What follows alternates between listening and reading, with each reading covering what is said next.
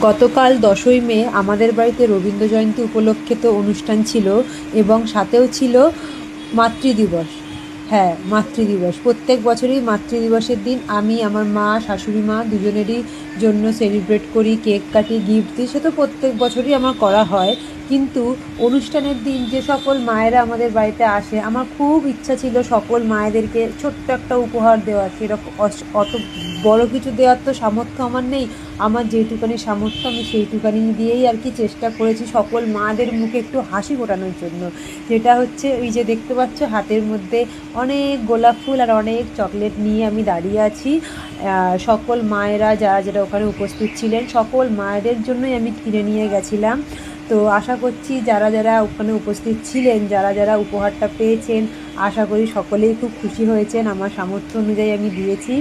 আর এটাই কামনা করি সকলেই খুব ভালো থাকেন, পৃথিবীতে যত মা আছে সকল মায়েরা খুব ভালো থাকেন। একটা কথা বলবো, মা ছাড়া আমাদের জীবন পুরো অচল। একদম তাই, একদমই অচল।